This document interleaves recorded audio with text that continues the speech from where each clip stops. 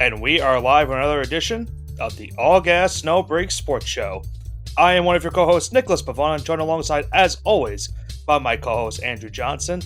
And Johnson, happy holidays to you and your rest of your family after a eventful Thanksgiving week. We now head into week number 14 of the National Football League, and a lot of stuff went down during this Thanksgiving holiday. Some close finishes. We saw a head coaching change due to a certain outcome that happened on Thanksgiving Day.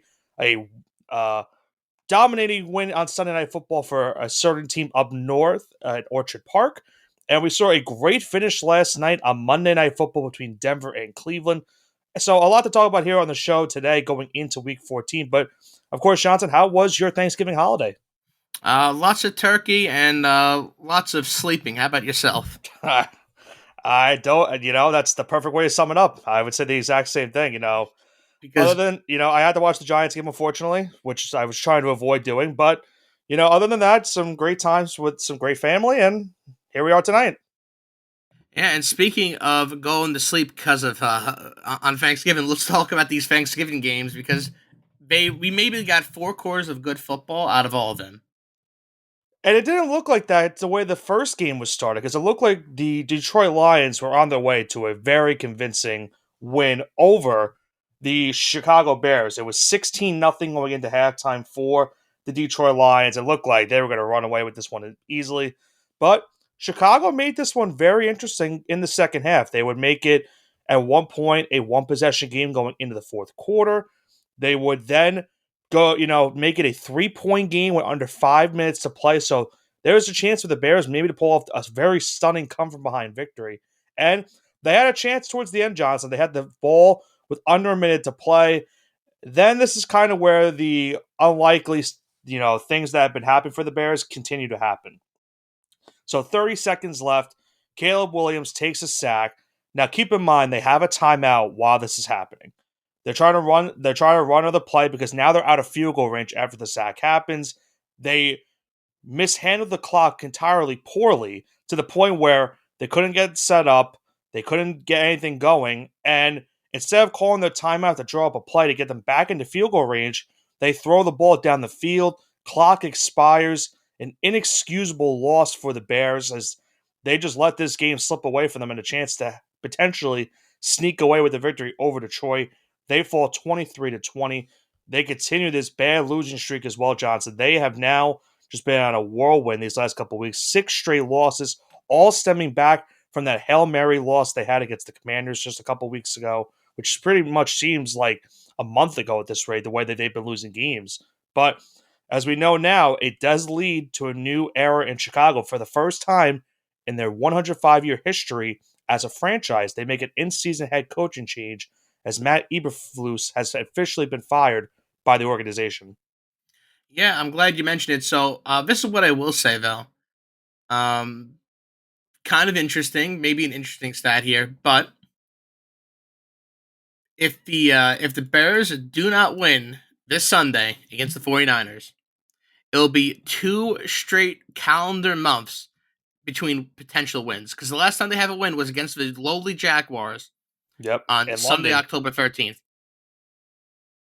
And if you really want to go into it, if you want to look at maybe playoff teams, I mean, if at least teams vying for a playoff spot, they don't have a win against a playoff or a potential playoff team since September.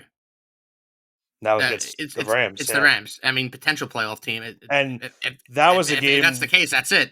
And that was a game where I believe, if I'm not mistaken, they didn't have Puka Nacua.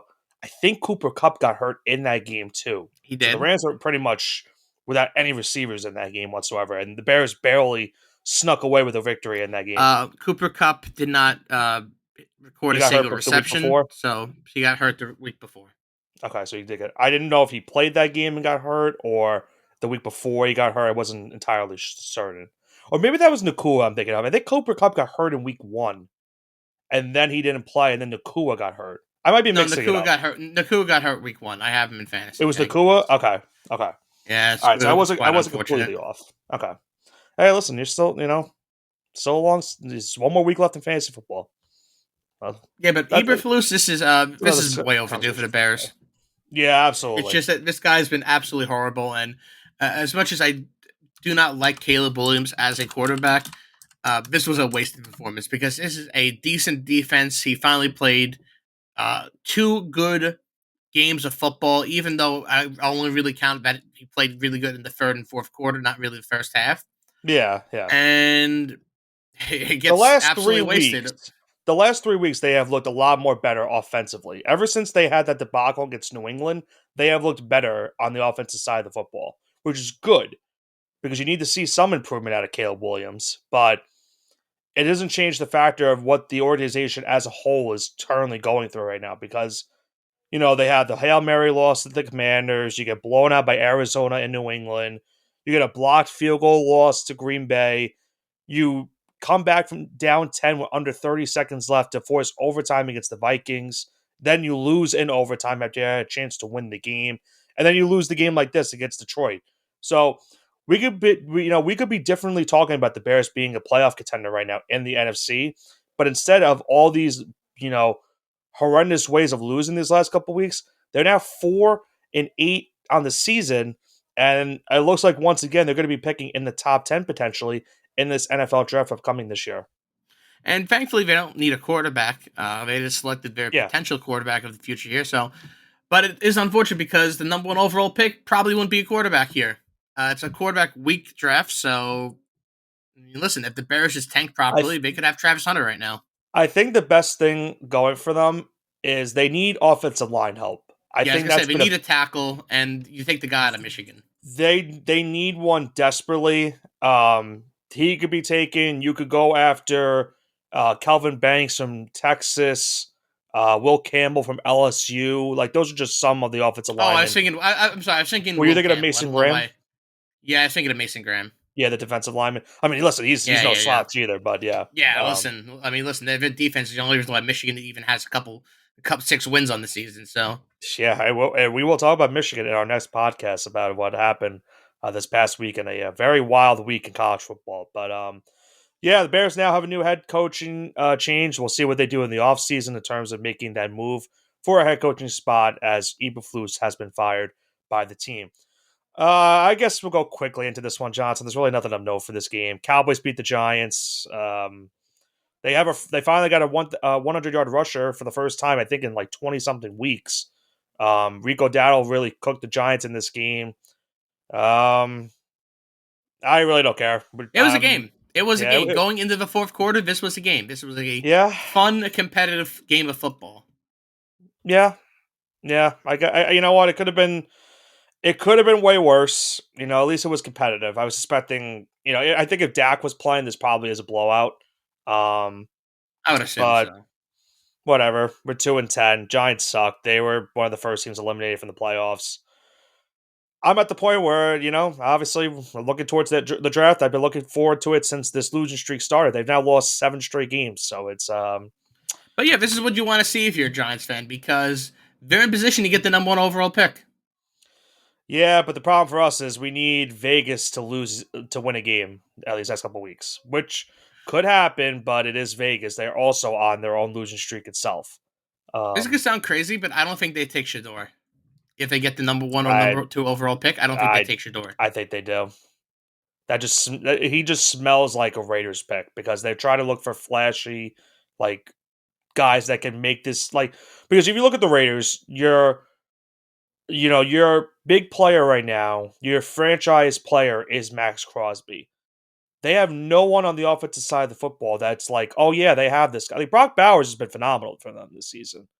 That's the guy you're looking at the offensive side of the ball right now. They have nothing else to accommodate what he's going. They have no quarterback. They don't have any receivers realistically. Maybe Jacoby Myers at best. And their running game is putrid. It's one of the worst in the NFL. And we'll bring this back up in a little bit because we're going to talk about their game that happened on Friday. But yeah, I don't know. Like I want a quarterback at this point. Obviously, with after what happened with Jones, like we need a quarterback. And the free agency class is not going to be really great. Like I think Sam Darnold is probably the best option, which is not a great option. Because knowing our luck, we're going to sign him and then he'll be terrible with us. So we just need a whole new, clean slate. Now, does that involve a new head coach and a GM? That's where I don't know yet. If I'm of the notion, I don't fire them just yet because if you just continue this cycle each and every year, then you're just going to never make this team any better. And you're just going to keep doing this rebuild for another 20 plus years. So I'd say keep the GM and coach for one more season. Let them draft the guys that they let them get their quarterback finally and make it work with whatever they have on the roster right now because they lost Dexter Lawrence in this game. He's done for the year. You know, you lost Theo Johnson, your rookie tight end, who was doing better as of late. He's now out for the season. Neighbors is, he's trying to get the football, but when you have Drew Lock and DeVito throwing, it's really tough to get the football. And you still don't even have Andrew Thomas, which also doesn't help in that sequence. So, gonna be a long off season for me as a Giants fan, but uh, at least they lost this Sir, game. sir, this is a Wendy's drive-through. Would you like to place your order? No, no, my order's Just been rotted ever since probably ever since 2023 started. It's been not been good, not been good. It seems like a while ago, Johnson, that the Giants won that playoff game. It was just 2 years ago. It feels like it was like a decade ago. it really does feel that was 2 years ago. Yeah, Yeah. that's a rough one, man. Let's go to But the next you game. know who else had a rough game? Yeah, The the Miami Dolphins. Dolphins. Yeah, And the Dolphins. let's be real, Nick. Their entire existence is pain and suffering. Giants fans have only known this. It's usually temporary. It's usually every couple, like maybe like 4 or 5 years, and then you do Yeah. something, and then you get hope for a year or two. Like Miami Dolphins haven't seen, they haven't seen really the light at the end of a tunnel in close to 2 decades now. Yeah, I mean, usually when you talk about the Dolphins, they have this stretch where in December, it's like that's where the season kind of falters. But their season already faltered earlier in the season when Tua got hurt. And, they kind of mended the ship the last couple weeks. Tua got back. He's been playing great the last couple weeks. But going into Lambeau Field, we know the narrative about the Dolphins team inside, playing in cold weather. And for the most part, you know, they played a good second half, but the first half was really where this game got out of hand. I mean, Green Bay dominated on both sides. Dolphins had special team issues. The Packers took advantage of a couple muffed punts. They couldn't do anything offensively in the first half either. Josh Jacobs had a solid game. Jaden Reed had a couple touchdowns as well. And the Packers get this win. They now go to 9-3. Miami does drop to 5-7. It's getting tough for them at this point because with Denver and Baltimore both at 8-5, your playoff hopes are really dwindling because you're 2.5 back for that last wild card spot. And any team realistically in the AFC that has 7 losses at this point really needs either the Baltimore Ravens or the Denver Broncos to start losing some games in the next couple weeks. Otherwise, they're going to miss the playoffs entirely this year. I'm sorry, can you repeat that again? What about missing the playoffs entirely? They're going to miss the playoffs entirely because of Oh, wow. And this is Denver and like one of their Baltimore. most anticipated seasons of all time, right? I don't know if it's anticipated as previous years because they did lose a lot in the offseason. I think last year was the year that was the most anticipated. Well, it's still funny, nevertheless. No, listen. It's been a bad year for them. Can they still maybe sneak in? I don't know. I mean, you play the Jets twice. That does help you. You play the Browns. Who knows how that game's going to go because that could go either way. And you also got to play the Texans and the 49ers. So, I mean, the Niners are a different story because they're just injured to all hell right now. But Texans game will be that should be a good game in Houston. But Looking forward to that. yeah, Miami's got a chance to maybe fix it and maybe sneak in, but I don't like their hopes. Already at 7 losses, your best bet maybe being 9-8 and maybe sneaking in, but I don't even think that's gonna be enough. So we'll see. Let's talk about the Black Friday game that we had, Johnson, the second annual Black Friday game, and came down to the wire once again for the Kansas City Chiefs. I don't know what rabbit foot they have in their sleeve or whatever, but they just Yeah, continue to find ways to win. let's just call it let's call it as it is. This is the luckiest team in the history of the modern NFL.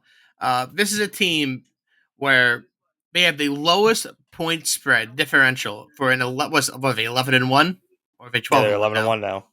11-1 now. So this is the lowest 11-1 team of all time. Like this, they have a point differential of less than 55.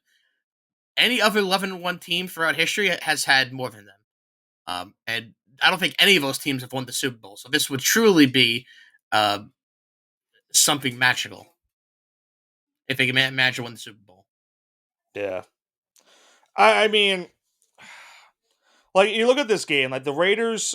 I thought at one point this game was gonna be over. Like the Chiefs had a double-digit lead. It was 16-3. I thought, okay, this game's done.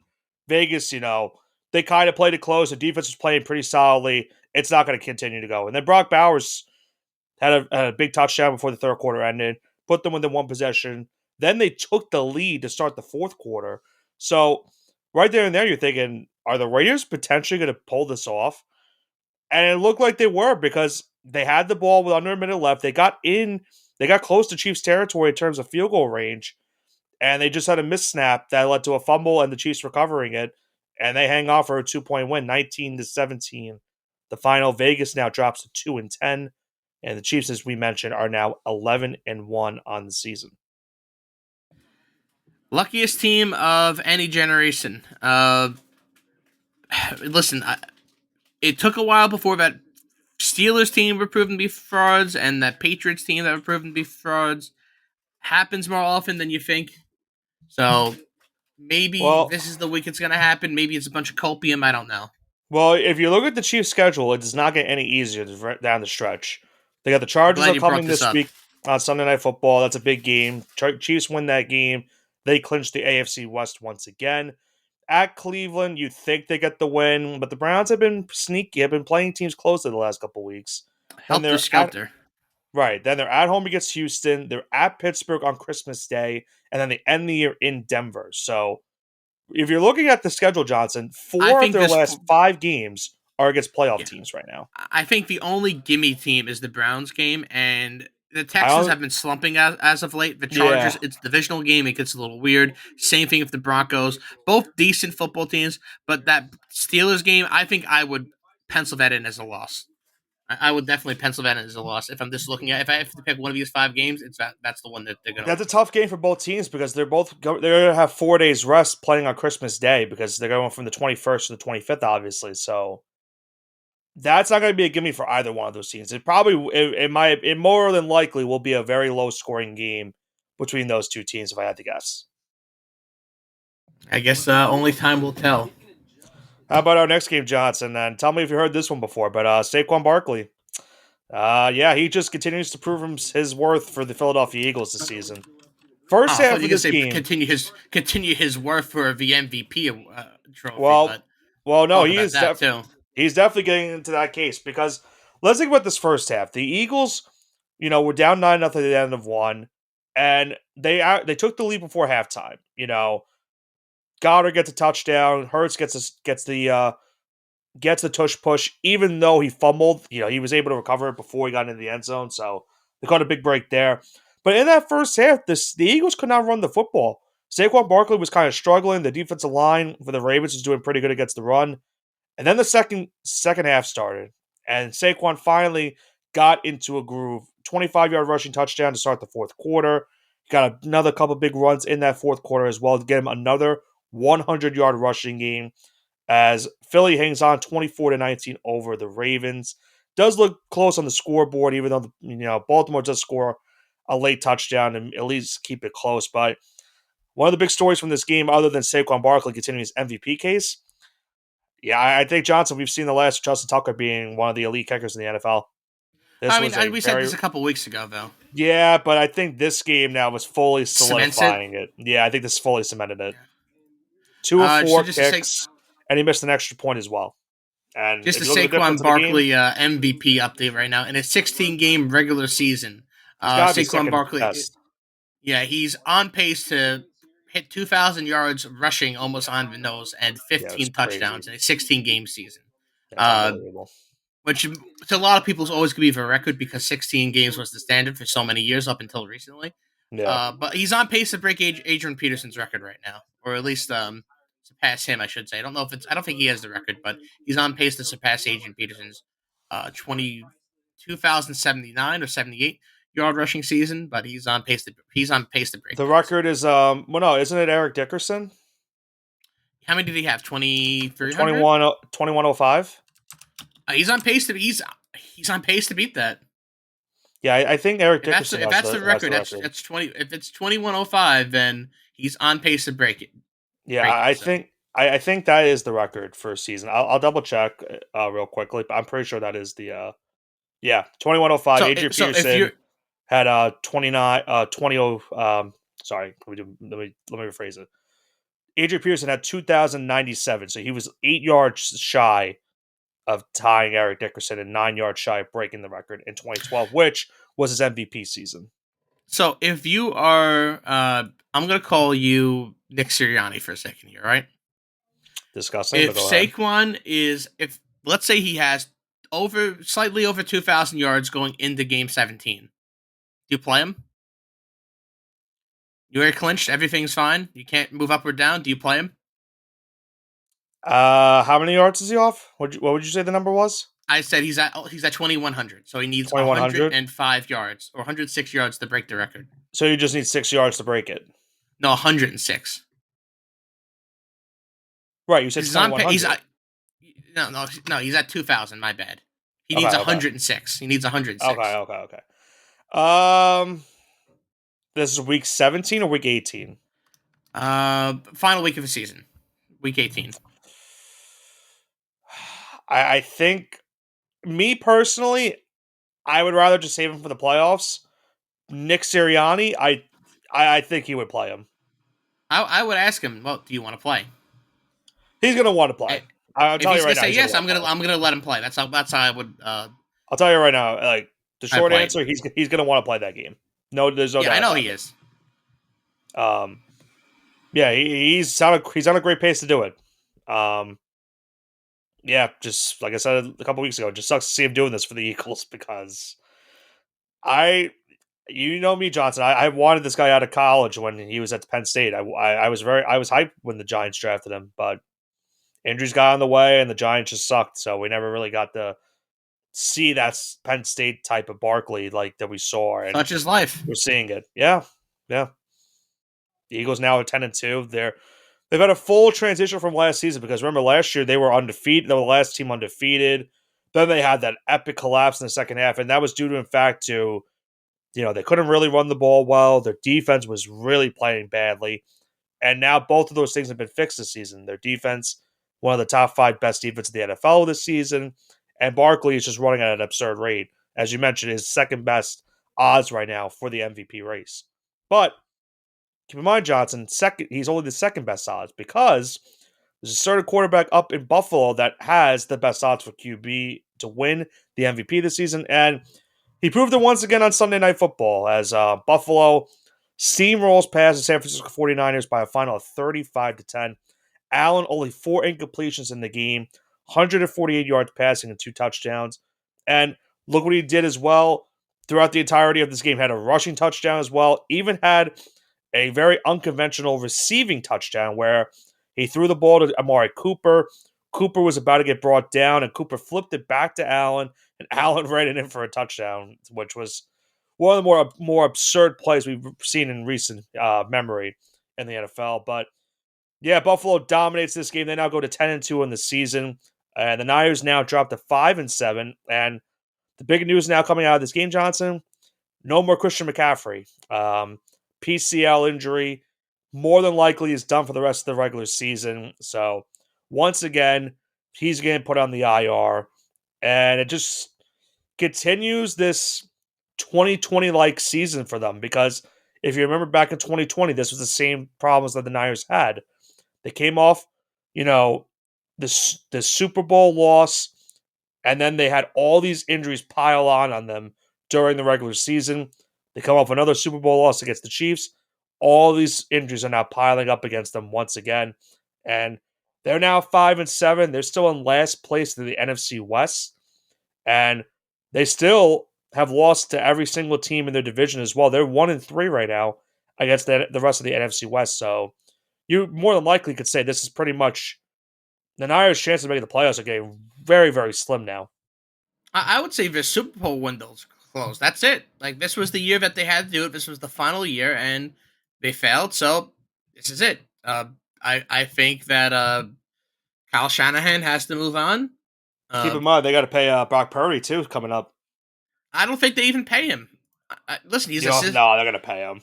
he's a system quarterback, and I would just say, hey, listen, I'd bring a new regime in, new coach, and say, hey, you want to pay him, or you want to maybe get someone else? Like, They're gonna pay him. They're gonna pay him listen, I think because everything they're should be on the table right now. because you're picking 14. If the season ended today, they'd be picking 14th. So, and they don't have a backup option at quarterback either right now. Like they don't have anyone to be their backup quarterback. So it's like if you really want to go that route, then you have to trade up because you're not going to get one of the guys you want for the draft. And even then, it's like they're going to pay Purdy. I just would be stunned if they did not pay Brock Purdy. Stranger things have happened. But yeah, that Josh Allen guy's pretty good. Also, huh? He's pretty good at He's he's, football. he's pretty He's having good. a good He's season. pretty good at that football thing. Keep it also shout out to James Cook as well. He had a pretty phenomenal performance as well in this game. A very snowy game in Buffalo, but Buffalo does get the win. They still are one game back of the Chiefs, so they're still hoping for another Chiefs loss this season because if they get that loss and they continue to win, then Buffalo will be having home field advantage potentially in this year's AFC playoffs. So they're hoping that could be the case in the next couple of weeks. Final game that we have on our slate that happened on Monday Night Football, a very, I would say, surprising, high scoring game.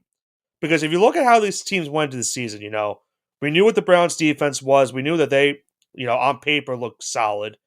And Denver's defense played great in the second half of the season last year. Even in this first half, throughout the entirety of this of this season, has been playing pretty solid as well. Then you just throw that all out, just throw all those stats out the window. Jameis Winston's just slinging the ball down the field. It's always Bo Nix. This is a gunslinger type of game. This is a game that, if you're like a Brett Favre fan, like you wanted to watch this game. Like both quarterbacks just throwing the ball, not giving a damn what happens, throwing interceptions, throwing touchdowns. And it led to a really, thrilling finish. Denver has a 2-point lead with under 2 minutes to go. It looked like the Browns were about to drive down the field to kick the game-winning field goal, but Jameis Winston does throw his third interception of the night. It goes back for a pick six.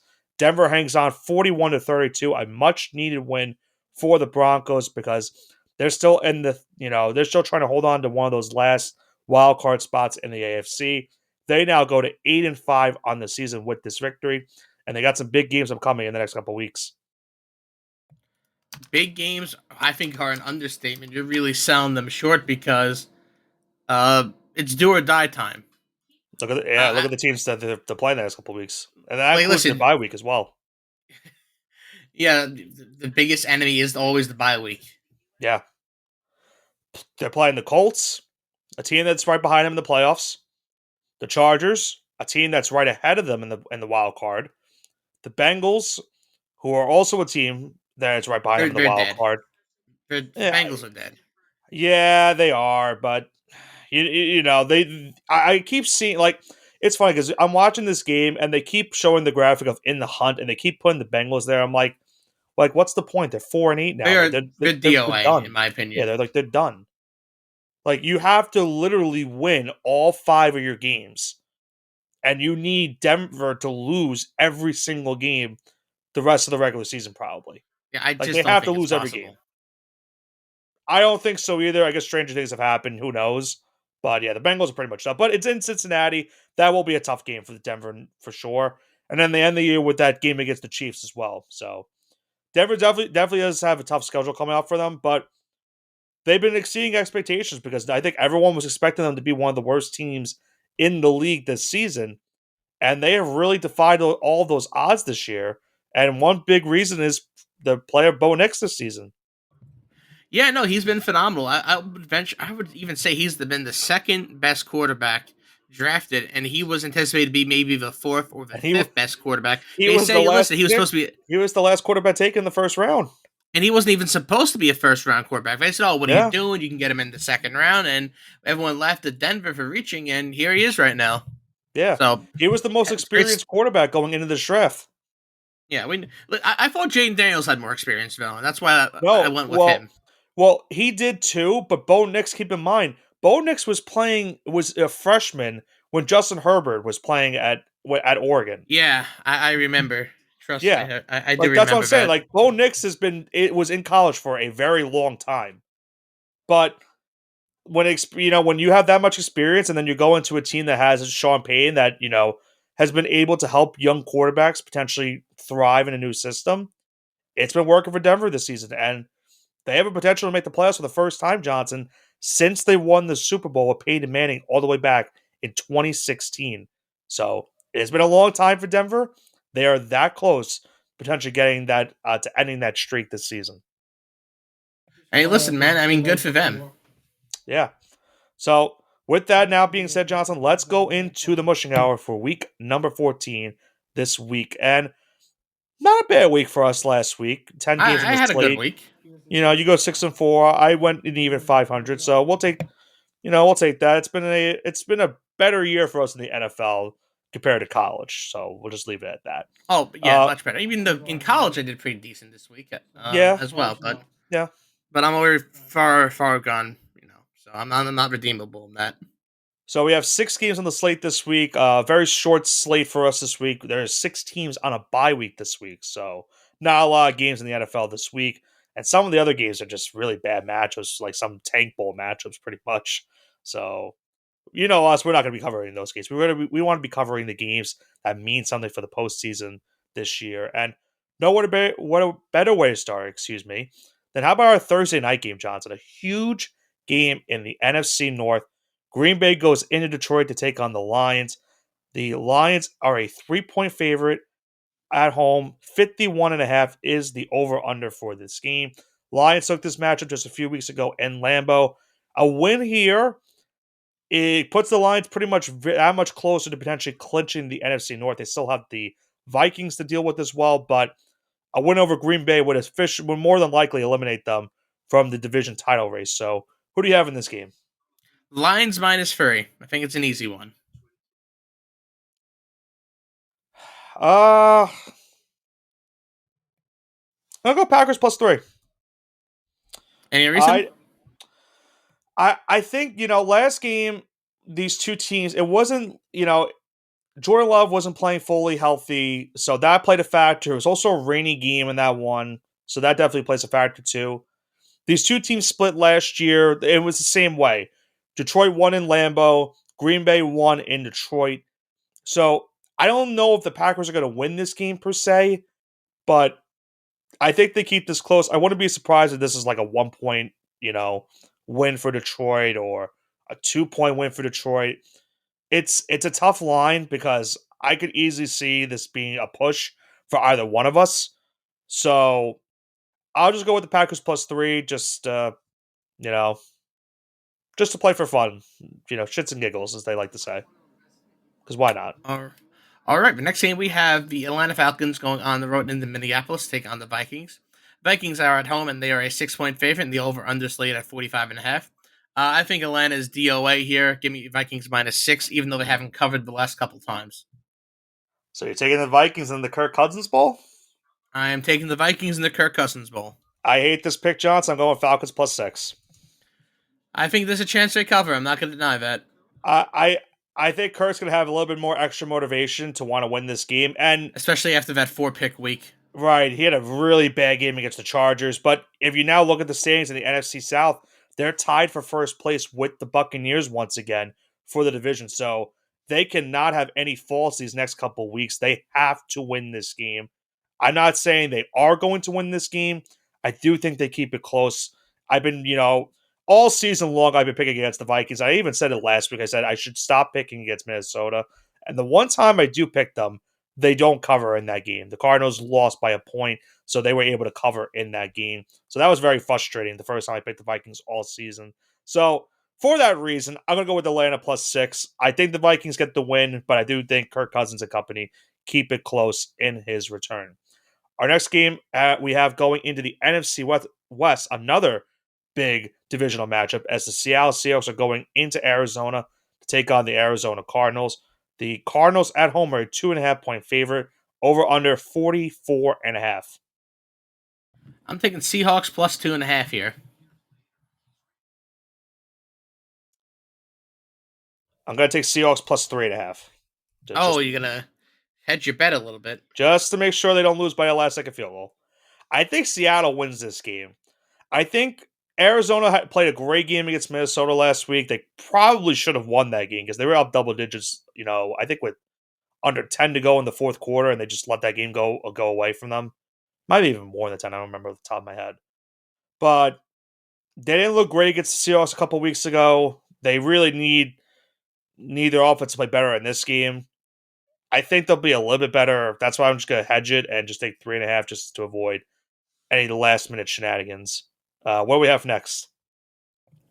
We have the Buffalo Bills going on the road into Los Angeles to take over their stadium. They're taking on the Rams Oh, here. yeah, they're going to be all over. The Mafia's going to be there entirely. Except the Rams are at home, except that the Bills are going to have more fans there. The Bills are a 5-point favorite, and the over-under slate at 48.5. I'm going to take Rams plus 5 here, just because, despite Ooh, all okay. this nonsense, I think they cover. Josh Allen's going to slow down just a little bit, and against a stout defense, maybe he will, maybe he won't. I don't even know if I can call them stout, but they're playing in the warm weather, which they don't do in Buffalo. So who knows? They are the most tricky defense, I think, maybe in the entire NFL. I don't know what to make of them, because one week they Yeah, look really good, and then the other weeks they look awful. right. Um, I agree with you in terms of Buffalo. There's the entire mafia for Buffalo is going to be in attendance for this game. There's going to be they probably overtake the entire stadium for this game if I had to be. Without a doubt. There's no question. I'll go with Bills minus 5. They're kind of I'm kind of at the point with Buffalo where it's like I'm just going to take whatever they have until proven otherwise. I wanted to touch the over under for this game, but I get to the point where I'm like, well, I know there's so many good playmakers in this one between both sides that could get the points. But as we mentioned, the defenses, they're both also very tricky defenses. They easily could make this a very low scoring game. So I will not touch that. I will just go with Buffalo minus 5 to get the job done in Los Angeles this weekend. Our next game, Johnson, we have a big showdown on Sunday Night Football. Chargers are going into Kansas City to take on the Kansas City Chiefs. The Chiefs at home are a 3.5-point favorite, over under 42.5. If the Chargers win this game, they stay alive in the AFC West. Chiefs win, they officially clinch the division. Who do you have for this game? Give me Chargers plus 3.5 here. I hate. It's a I hate it's this a line. funky divisional game. So Yeah, always take these to at least someone's going to cover. It's going to be close. It's not going to be a blowout. I hate this line so much because it's like the Chiefs have not covered. I couldn't even tell the last time. When was the last time the Chiefs covered a game? I don't know, but I it may don't. be this one. I'm trying to go back to their games this season. They definitely covered in week 1 against Baltimore. I don't think they've covered a game since that game. Maybe against the Saints. I don't remember what the line was for that one going into it. But I feel like they've been a horrific team to cover. Like if you're going to put money on a spread this season with the Chiefs, you have been down a bunch of units this year. So I hate the line as it is because the Chargers. I wouldn't be. I'm gonna say it, I would not even be surprised if the Chargers go into Kansas City and win this game. They played them close the last time. It was Yeah, I wouldn't be 17-10 surprised. It's win. a funky divisional game. I'm just gonna go with the under. I'm just gonna play it safe and go with the under. I think this will be a low scoring game between the two teams once again. The defenses have been playing really good for these two teams pretty much throughout the entirety of the year. I'm gonna just stick with the under and just see what happens on Sunday night. What's gonna round out our week, Johnson, on Monday Night Football? We have the Cincinnati Bengals go into Jerry World and take on the Cowboys. The Cowboys, despite being a home favorite, they haven't won a game there all season. I'm sorry, they are, despite being at home, they're not the favorite here. They haven't won a game there all season. The Bengals are favored by 5 points, so the spread is Bengals minus 5, and the over under is slated at 49.5. I'm taking Cowboys plus 5 to lose in a heartbreaker. Hmm. Cowboys plus 5 because the Bengals will let them score 35 points, but the Bengals will probably score like 38. Yeah. I have a question for you. Are you gonna watch this game on the Simpsons telecast? I am. You Matter of are. fact, I am. I'm glad you mentioned it. I might watch it too. I'm kind of curious because they did the whole Toy Story thing. Yeah, you Was gotta that watch last the year? alternative broadcast. Yeah, and this I'm gonna watch Nick's Christmas Day on the alternative broadcast too. I forget what it is, but I'm gonna watch It's that too. Is it SpongeBob? yeah, isn't it? Is it no? Isn't it Mickey Mouse and like It's and Mickey them? Mouse. It's Mickey Mouse. You're Yeah, right. I'm gonna yeah, watch because the Mickey Mouse Knicks game. it's an They should have did ESPN that. For, broadcast. yeah, they should have did it for the Lakers. That would have made a lot more sense. But 100%. Who are the Lakers playing that day? Completely off the uh, topic, obviously. yeah, a little off topic. It's definitely The off the Lakers topic. are playing the Golden State Warriors that day. It's the marquee Oh, game at 8 o'clock at night. they should have put that game. What the hell were they thinking? That would have been the perfect Mickey Mouse game. Oh my god. I can't wait for them to put Wemby in the goofy attire because of how tall he Yeah, is. how lanky he is. Yeah. Yeah. Anyway, going back to this game, Quickly, write Slenderman into the Mickey Mouse universe so they could use him. that's the lock of the century, folks. You want to put money on anything, just put money on that. Um, God, this game just horrible. The Bengals season's been brutal. The Cowboys season's been brutal, and both of these defenses are brutal. So just give me the over. I just would I would be stunned if this over doesn't hit. Knowing my luck, it probably won't hit, but every single game the Bengals are scoring like 30 plus points and they're losing every single game. They just put up 38 points on Sunday and they lost because their defense gave up Yeah, 44. Like, that's why they're gonna give up 35 and win this game because they're gonna score 38. yeah, so I'm going to go with the over. I think like even if Dallas could give me like 20 something points, I think, in this game. Like the Raiders put up 24 in the Bengals, and they were starting Gardner Minshew at the time. Cooper Rush can give me 20 points. I believe in that. So all I need is the Bengals just give me 30 something, and we're good. So give me the over to round out week number 14. So that does it for our mushing hour here in week number 14. Any final thoughts, Johnson, before we wrap this one up tonight? I'm looking forward to a week without Patriots football. Are you on the bye this week? On the bye. Damn, your bye week's this long. Holy shit.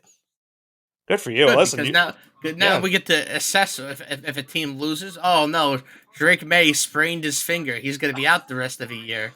Sorry, you're going to go guys. back to Jacoby Brissett? Of course, that's what we paid him for. Yeah. Are any of the... I try to think. I think Tennessee and Jackson will play each other this week, right? They do. So if Jacksonville wins this, if I'm the Patriots, yeah, you and I I say, are... hey, Drake, we can't clear you, Ramondre. Looks like you got a splinter in your left toe. You can't run for the rest of the year. Sorry, buddy. Is it sad that you and I are going to be looking forward to Tennessee and Jacksonville this week for different reasons? I am. I cannot wait to watch this game.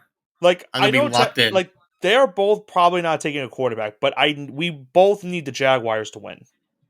Yes, we need the Jags to win. Okay. I cannot believe it, but we're going to be watching Jaguars Titans on Sunday, which could be absolutely putrid. Marquee game. Putrid game. But maybe a potential fantasy purposes game for me, Johnson. Calvin Ridley, I need him this week. You and I are playing for a playoff spot this week in a different league, so no comment. We'll see. Yeah, you already knocked me out of one league, so hopefully I get some revenge. We'll have to say. Well, sorry about that, pal. Yeah. You know, when you take Dak Prescott as your quarterback, yeah, that's all I'm going to say about that. That mistakes were made. We'll get him next year. Hopefully, I don't wear a toilet seat at the end of the season. We'll see. But on that note, that is going to do it for this week's edition of the All Gas No Break Sports Show. Week 13 in the books. A very eventful Thanksgiving holiday week for the NFL. Now heads us into week number 14 with some pivotal matchups coming in week number 14. Packers and Lions on Thursday. You got the Seahawks and Cardinals on the divisional matchup. Chargers and Chiefs in another divisional matchup on Sunday Night Football. And on Monday night, Bengals and Cowboys could be a very high-scoring matchup between those two teams. So if you're in a fantasy matchup this week trying to get to the playoffs, that's a game that really could potentially get you into the postseason this year. But we'll see what happens going into week 14. This has been Nicholas Pavona, joined alongside by my co-host Andrew Johnson for the All Gas No Break Sports Show. Have a great rest of your week.